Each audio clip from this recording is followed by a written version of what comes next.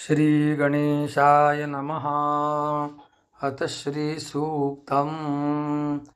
ॐ हिरण्यवर्णां हरिणीं सुवर्णरजतस्रजां चन्द्रां हिरण्मयीं लक्ष्मीं जातवेदो म आवह।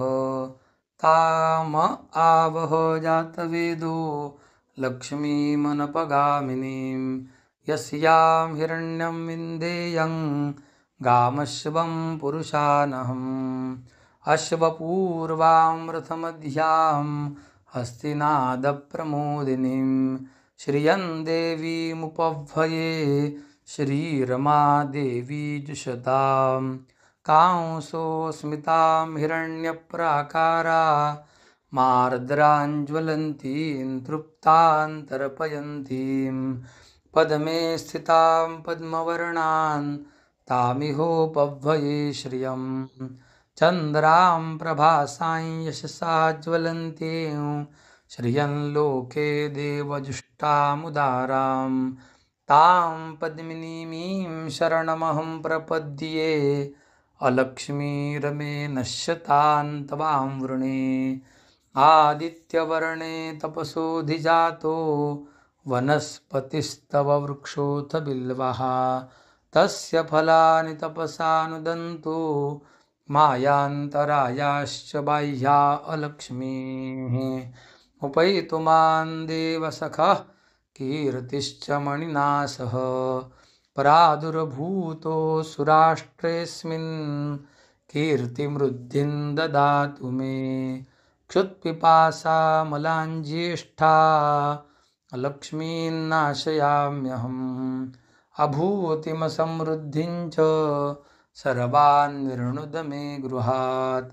गन्धद्वारान् दुराधर्षान् नित्यपुष्टाङ्करीषिणीम् ईश्वरीं सर्वभूतानां तामिहोपह्वये श्रियम्। मनसः काममाकूतिं वाचः सत्यमशीमहि पशूनां रूपमन्नस्य मयि श्रेश्रयतां यशः। कर्दमेन प्रजा भूता मयि सम्भव कर्दम श्रियं वासय मे कुले मातरं पद्ममालिनीम्। आपः सृजन्तु स्निग्धानि चिकले तव समे गृहे निच देवीं मातरं श्रियं वासय मे कुले।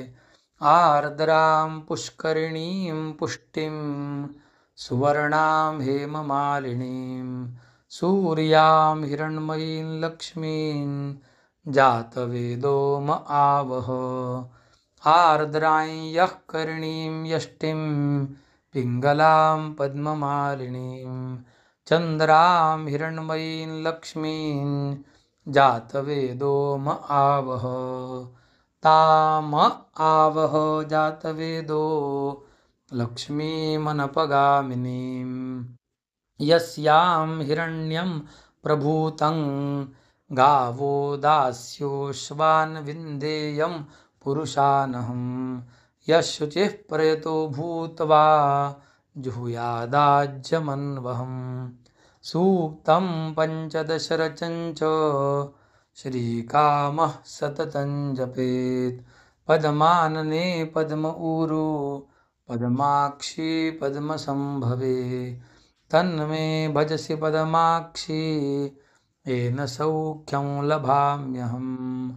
अश्वदायै गोदायै धनदायै महाधने धनं मे लभतां देवी सर्वकामांश्च देहि मे। पुत्रपौत्रं धनं धान्यं हस्त्यश्वादिगवे रथं प्रजानां भवसि माता आयुष्मन्तं करोतु मे। धनमग्निर्धनं वायुर्धनं सूर्यो धनं वसुः धनमिन्द्रो बृहस्पतिर्वरुणं धनमश्विनौ।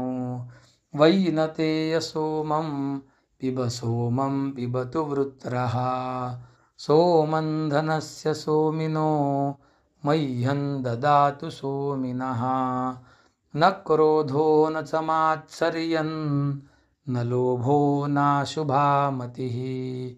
भवन्ति कृतपुण्यानां भक्तानां श्रीसूक्तजापिनां सरसिजनिलये सरोजहस्ते धवलतरांशुकगन्धमाल्यशोभे भगवति हरिवल्लभे मनोज्ञे त्रिभुवनभूतिकरिप्रसीद मह्यं। विष्णुपत्नीं क्षमां देवीं माधवीं माधवप्रियां लक्ष्मीं प्रियसखीं देवीं नमाम्यच्युतवल्लभाम्। ॐ महालक्ष्मी च विद्महे विष्णुपत्नी च धीमहि तन्नो लक्ष्मीः प्रचोदयात्। पद्मानने पद्मविपद्मपत्रे पद्मप्रिये पद्मदलायताक्षी विश्वप्रिये विश्वमनोनुकूले त्वत्पादपद्मं मयि सन्निधत्स्व। आनन्दः कर्दमश्रीदः शिखलित इति विश्रुतः ऋषयः श्रियपुत्राश्च मयि श्रीर्देवि देवता।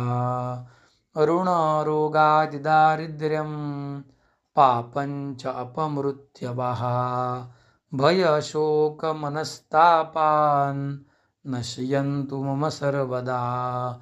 श्रीरवर्चस्वमायुष्यमारोग्य मा विधाच्छोभमानं महीयते। धान्यं धनं पशुं बहुपुत्रलाभं शतसंवत्सरं दीर्घमायुः। ॐ तत्सद्दुर्गार्पणमस्तु।